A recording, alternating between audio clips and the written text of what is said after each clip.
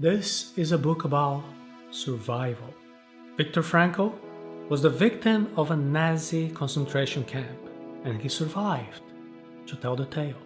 However, his book is not focused on suffering or loss. It's not simply a book intended to detail the atrocities and cruelty of those times. More than anything else, this book details an important question: where can we find sources of strength to survive difficult situations? In it, we'll see that it is possible that forces beyond our control may take everything we have away. Everything, except one thing: our capacity to choose how to respond to our circumstances. We cannot control what goes on around us, but we can control the way we respond. And no matter how terrible the experience was in the Holocaust, it ended up reinforcing the crucial idea that life is not search for power, search for pleasure. Life is search for sense, for meaning. The most important mission that each one of us has is to find meaning in our own lives. There are three main sources of meaning: doing something worthwhile, working, taking care of someone we love, and building up courage in difficult times. All of us want to discover the purpose to live our lives. This is a concept that comes from the philosophy of Nietzsche. A person who knows the why they are living will be able to overcome any challenges that they face in terms of how to live. This video is divided in two parts. The first part describes the day-to-day life in a concentration camp from the psychological perspective of a prisoner. Just want to make a quick disclaimer here, because we're going to do this going deep into the perspective, the psychological perspective of the prisoner, because it will reveal important lessons that we can use today in our own everyday lives. We will witness the capacity that we as human beings have to overcome the challenges in our lives. However, it will be quite intense, with descriptions of extreme cruelty. It's not for everybody, so if you are a particularly sensitive person, perhaps the best thing for you would be to skip directly to part 2 of the video. If you're not comfortable, you can just take a look at the description here. We show you exactly where to skip ahead to go to part 2. Part 2, the second part of this video, will have a practical description of logotherapy, a method to find meaning in life. You'll learn the principal ideas and how to put them into practice. I am Arata, and this is a video summary of the book Man's Search for Meaning by Viktor Frankl. Part 1. Experiences in a concentration camp. What you're about to hear didn't happen in the big famous concentration camps. The scenes that will be described here took place in minor camps, which were also the setting for a fully fledged extermination process. The first thing we have to understand is that there are two classes of prisoners: the normal prisoners and the capos. Capos were prisoners with special privileges. They never went hungry. In fact, many of them had a better time in the camp than they did before they were captured. Many of them were more aggressive when punishing the prisoners than the Nazi guards themselves. So this first notion inspires revulsion in a lot of people. Now, how come the fraternity amongst the fellow prisoners didn't prevent the formation of a class of capos? How could an individual accept becoming a capo just for the sake of the privileges and be tormenting their fellow prisoners? Remember, life in a concentration camp is life oriented towards survival. Even among the normal prisoners who survived, these are the ones who used every possible strategy to get that extra scrap of bread. It was very tough. So there are 3 psychological phases in the life of a prisoner: the period immediately after being taken prisoner, the period in which they adapt to the routine of the camp, and also the period after they are released. Let's talk about each one of these. The first phase is shock. The symptom that characterizes the first phase is shock. Viktor Frankl recounts from his own perspective the experience that he had on the train journey going to the camp, during which he had no idea where he was going. He and everybody else, they were imagining they might be going to some kind of a factory to do forced labor. And when they read the sign for Auschwitz, their hearts stopped for several seconds. At that moment, everybody was thinking that maybe that was not really happening. At the last minute, somehow, by some miracle, he would end up being saved. In psychiatry, this is known as the delusion of reprieve, which happens when a condemned man, immediately before execution, experiences the hope that he might be pardoned at the very last moment. And when they arrive, the prisoners are taken into two separate groups. One group made up of the frail and sick, who are taken directly to the crematorium, and another group of those who are still healthy enough to work. They are taken to a disinfecting room, had to deliver all their belongings, including watches and wedding rings. Viktor Frankl had a manuscript of a scientific book that he was preparing. He wanted to keep it with him because it was his life's work, and even after begging, he was not allowed to keep possession of this book, and he was sworn, he was treated like scum just for asking. This moment marked the first psychological phase of the imprisonment, the feeling that life before the camp no longer existed. All of the prisoners were shaved, they were stripped naked. The only thing left is their own lives. All the remaining hopes were destroyed one by one, and they're all overtaken by a strange sense of humor, a sense that they had nothing to lose except for the ridiculous, naked life they had been left with. In extreme situations, the prisoners also realized that they could get by with less sleep than was considered possible according to the medical literature of the time, and despite not being able to clean their teeth and suffering from a severe lack of vitamins, their gums were healthier than ever. Their hands were covered with wounds and completely filthy because of the hard labor, but they didn't become infected with pus. Dostoevsky often stated that what defines man is the capacity to adapt to any circumstances. Thoughts of suicide occurred to everyone at different moments, and the most common method was to throw oneself into the barbed wire fences and be electrocuted. In spite of this, suicide didn't make much sense because for the average prisoner, life expectancy was very short anyway.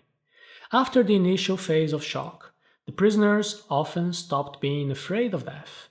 Even the gas chamber lost its capacity to instill terror after a few days. This is the second phase, the apathy phase.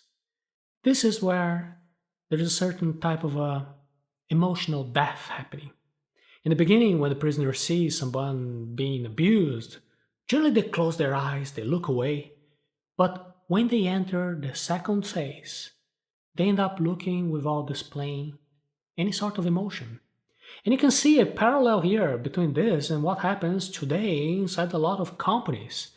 Those who have recently arrived generally feel somehow upset, uncomfortable whenever they see some type of abuse, fraud, poor service, or any other undesirable occurrence. However, after a few months, a few years within that company, they start to see everything as normal. They become part of the system. This is apathy. Apathy is a form of protection, which decreases our sensitivity towards our environment, our circumstances. So anger, disgust, pain, repulsion, they're all sensations that prisoners stop feeling from day to day.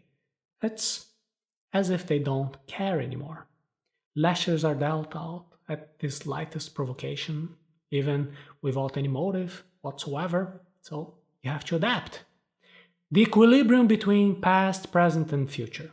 Viktor Frankl observes a paradox in that the prisoners who come from more affluent backgrounds generally adapted better to the life in the concentration camp than those from more humble origins. In theory, the prisoners from the poorer classes should have been more accustomed to suffering and hard labor, right? Despite the more intense physical pain that was caused by these people with more delicate physiques, the people coming from intellectual classes apparently seem to have a means of escaping from the reality full of suffering. They would be able to withdraw into their own imaginations. In their heads, they would find sources of happiness, such as the loved ones or the comfort in their lives that they had before the camp. In this case, nostalgia, retreating into the past, they seem to be having a positive effect in their mental resistance. There are a few limits to this type of strategy, because those who look back too often would find it difficult to visualize the future or see life, to live in the present moment. Because of this, we can end up losing the ability to recognize the opportunities for finding happiness in the now. In difficult situations, we are presented with an opportunity to grow spiritually. We can look at those difficulties as a test to our internal strength. If we ignore this, we can end up closing our eyes and simply be living in the past. If that happens, well, life may lose its meaning. It is important to have an awareness of time. Let's consider the Latin word finis. It can mean end or completion, but it can also mean objective, the point, the purpose. And the problem about being in the concentration camp is that some people consider themselves to be in a state of a provisory, temporary existence because they don't know when this experience is going to come to an end. And there has been some research drawing parallels with the emotional and psychological state of unemployed people. They also have no sense when this state, undesired state of unemployment, is going to come to an end. So they end up experiencing some type of a deformation of the notion of time, the psychological time. For the prisoners, all of the suffering and abuse makes the day pass very slowly. A week, however, which is a longer unit of time, seems to be passing more quickly. The same thing happens, for example, when you look at patients in hospitals suffering from tuberculosis. They're living life without any objective or a clear future. The chief medic of the concentration camp observed that in the week between the Christmas of 1944 and the New Year of 1945, the number of deaths was so much higher than at any other time. And according to the doctor, this increased number of fatalities took place not because of changes in the weather, not because of disease, not because of epidemics or the quality of food or any other of these common suspects. The fact was that these prisoners were with the hope of spending Christmas together with their families if they would be liberated. But as soon as Christmas arrived and they realized that they would be still imprisoned, they lost hope. They were faced with a colossal disappointment. And then they surrendered to disease, to exhaustion, and they lost their ability to resist death. So the idea of the future is so important. The future helps us to increase our resistance. When we see the future, we increase our will to live. Nevertheless, it is in the present that we make our choices. I even recommend you to take a look at our video called Be in the Moment. You can go to arata.se/hello05. The third phase is liberty and depersonalization. When the prisoners were liberated, they passed through fields full of flowers, very beautiful. At night, when they were resting, one prisoner would ask another, "Hey, tell me, did you feel happy today?" And the other person, a little bit embarrassed, would say, "To tell the truth, no, I am not happy." And strangely, this is how everybody was feeling. They had lost the ability to feel happiness. They needed to relearn it gradually. This is a psychological process in which a freed prisoner goes through, and it is called depersonalization. Everything seems unreal, impossible, as if it's a dream. It is as if the prisoner had spent a long time building up enormous mental pressure and would be a little bit dangerous to release all of this pressure in one go. Now, with freedom, many of them believed that they could use this liberty the way they wanted. After their oppression, now they wanted to become oppressors. Some became violent, disorderly. It was a slow process teaching these men that the fact that they had suffered didn't mean that they could be causing suffering to other people. An intense bitterness took hold, especially when they returned to their hometowns, or when they heard phrases like, "Oh wow, I had no idea that you're going through all of that." Or, "Yeah, you know, here we're suffering a lot as well." This is an intensely disappointing experience. A man who for years thought that he had reached the limit, the absolute limit of every type of suffering, would discover that the suffering would never end. He would suffer even more and more intensely, arriving home with nobody waiting for him, nobody who would know him anymore, realizing that he would have to cope with unemployment, the need to reintegrate in society. They realized that they weren't prepared to continue to cope with the frustrations and the sadness of daily life. And this disappointment is the kind of experience that they needed to train themselves to be able to face up and overcome. Happiness and sadness are related. Once the prisoners were transported for 2 days and 3 nights on a train carriage that was so full that it was impossible for everybody to lie down or even crouch. Most of them had to go through the entire journey standing, while some of them would be taking turns crouching in stacks of hay soaked with human urine. And when they found out that their destination didn't have cremation ovens or gas chambers, that was good news, and they celebrated that. And to finish this awful story, when the guards saw that they were missing somebody, every prisoner was punished until that missing person was found. And it was just a prisoner that was unconscious on the floor because of the extreme exhaustion.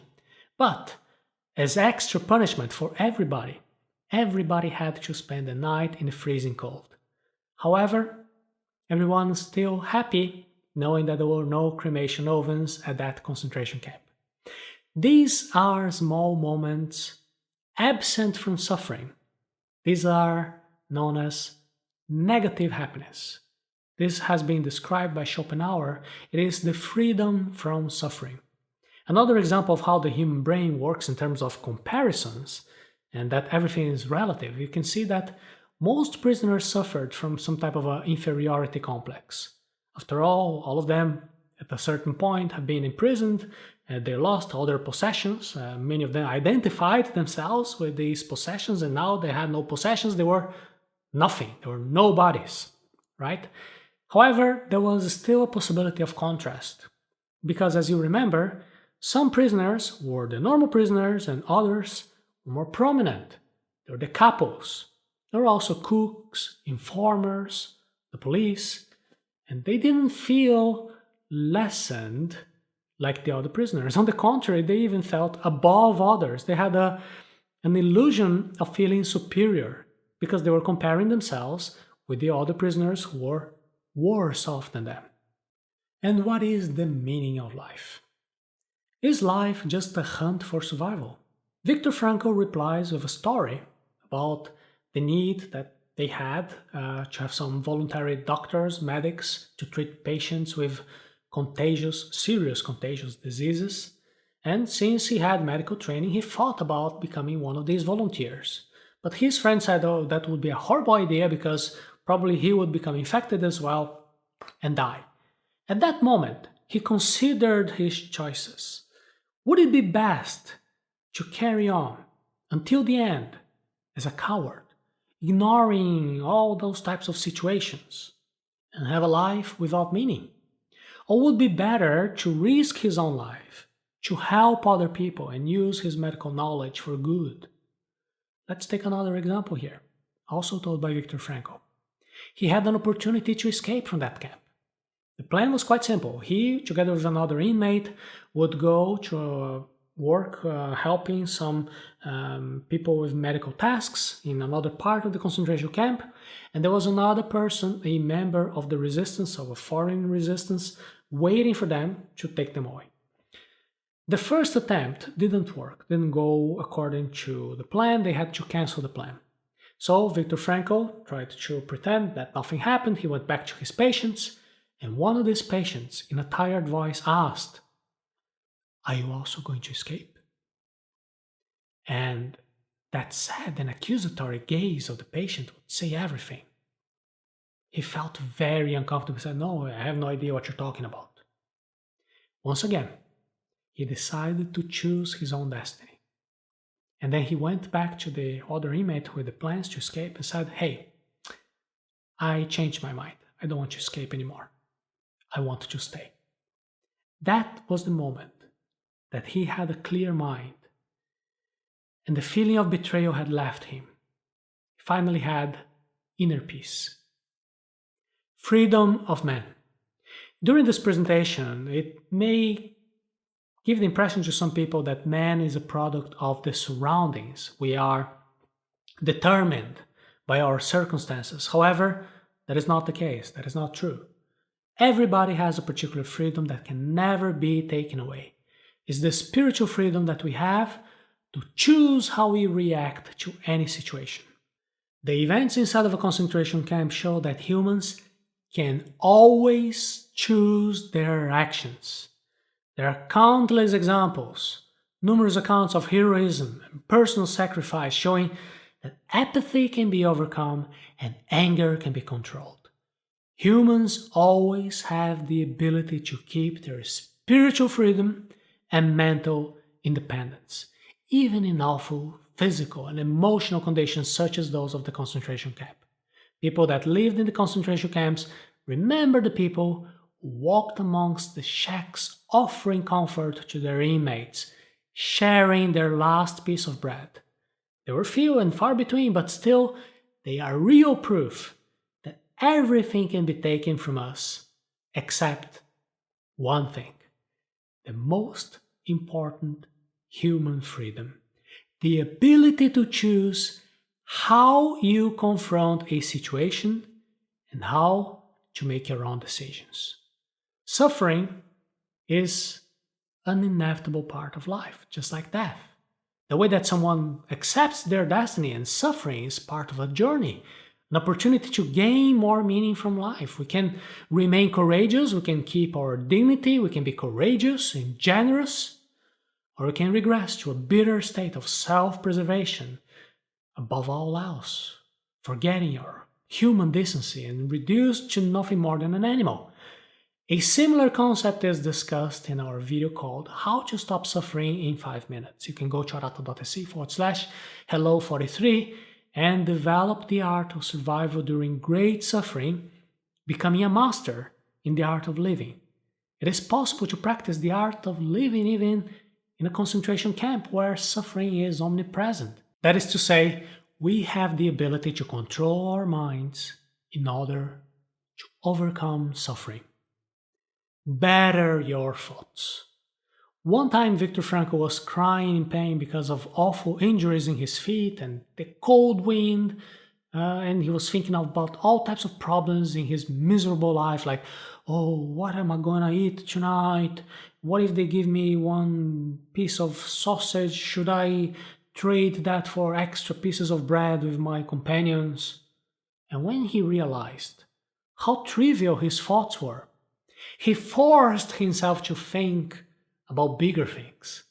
Suddenly, he could visualize himself on a platform of a lovely university classroom, teaching students about the psychological aspects of the concentration camp. All of the pain and suffering that he was experiencing, he presented to the class from an objective and scientific perspective. This was the method that he was using to improve his thoughts and distance himself from that awful situation, observing that same suffering as if it was something of the past. Now let's go to part number 2, logotherapy summed up. Well, logotherapy focuses on the future, on the meaning that can be achieved and fulfilled by the patient in the future.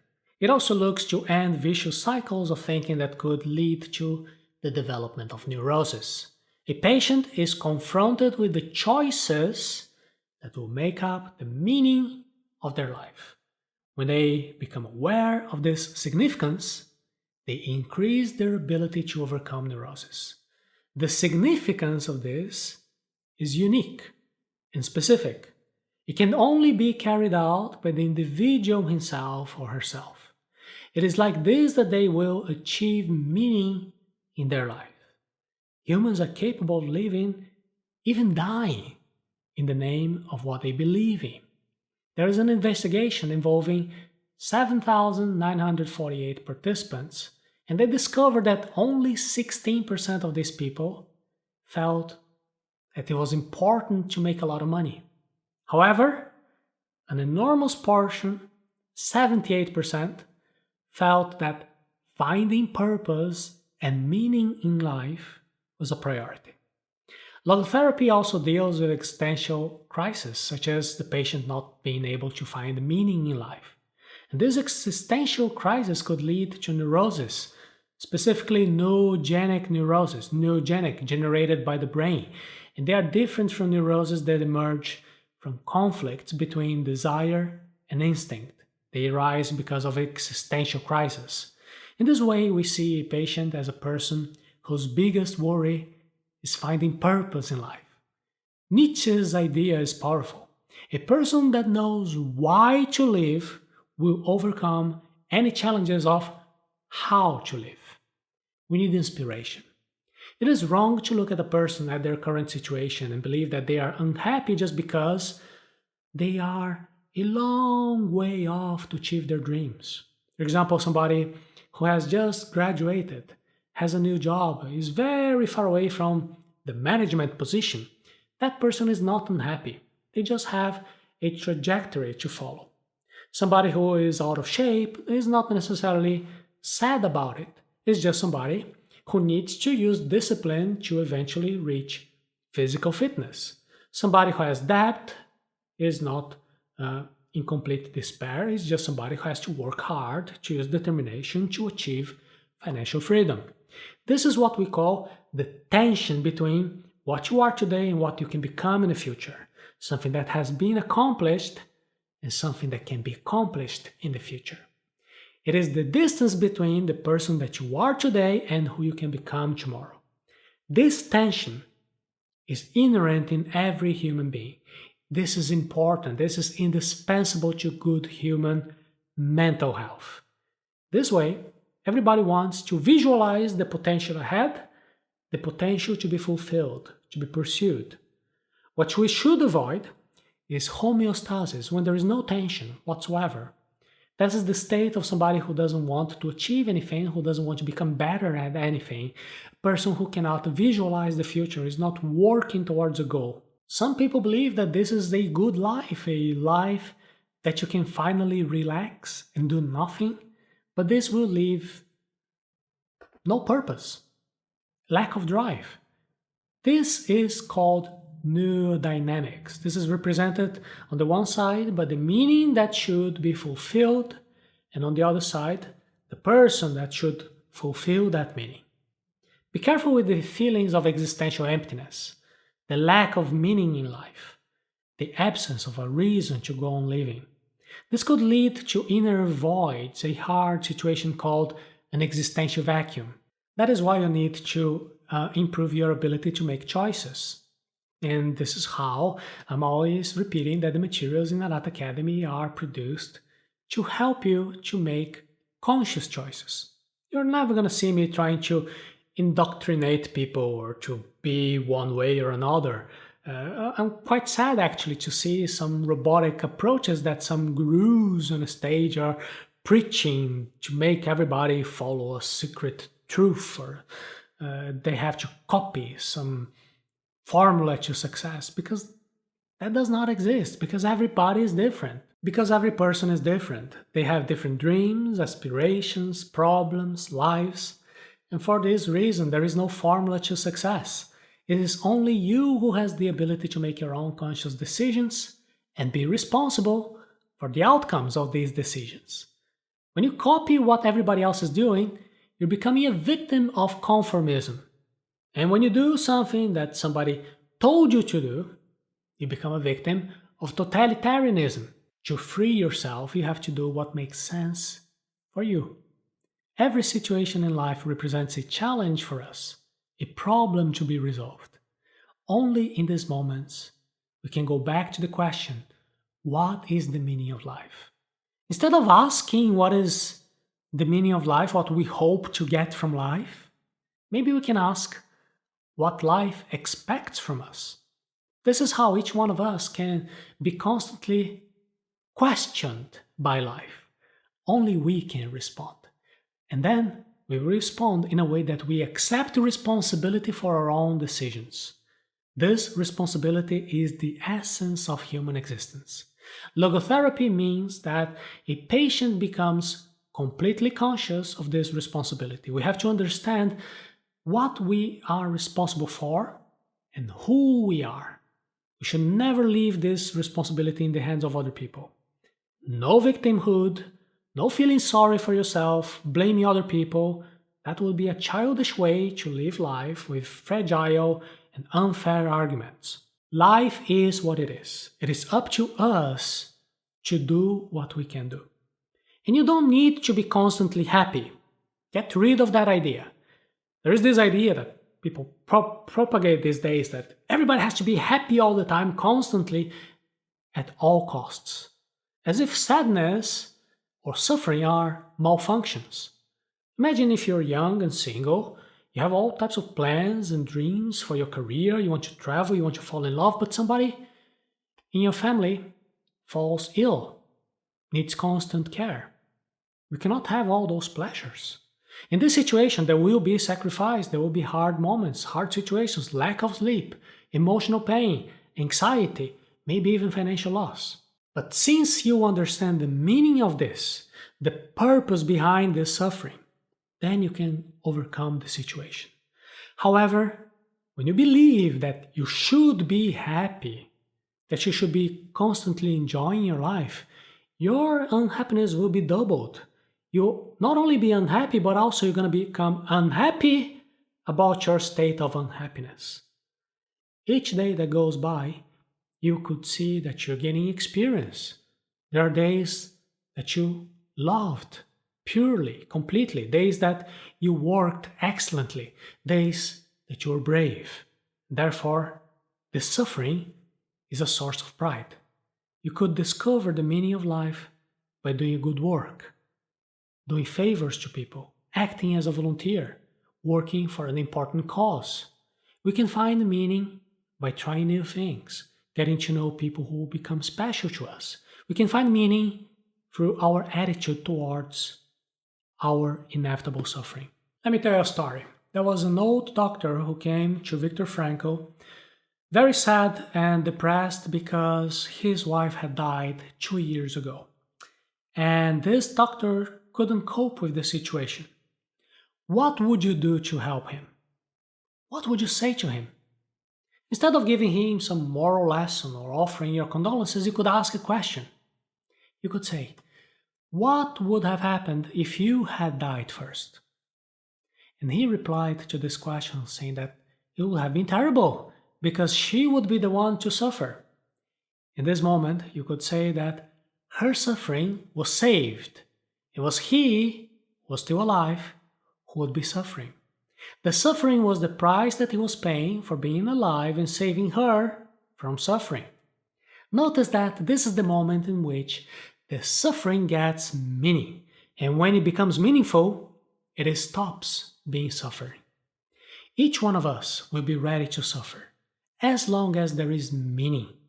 Let's make one thing clear. We're not saying that suffering is an essential ingredient to find meaning in life. No. However, it is possible to find meaning despite suffering. Another important clarification that we're talking here is that we're talking about suffering when it is unavoidable, inevitable. Because of course, if we're talking about some type of avoidable suffering, we're going to do everything that we can do to get rid of that cause of suffering. We're going to do whatever it's possible to change the circumstances because these are things inside of our control. Also, we need to accept things that are not within our control. We need to differentiate one thing and the other. And this was the summary of the series Arata books for the very important book Man's Search for Meaning by Viktor Frankl. I am Seiichi Arata from Arata Academy, and if you wish to gain access to more content, here's a tip. In our YouTube channel, we have less than 10% of the entire materials that are produced by Arata Academy. The best content is sent only by email. It is also how you get access to our courses. So if you want more content, you can go to this link now, arata.se/search for meaning, and then you can sign up.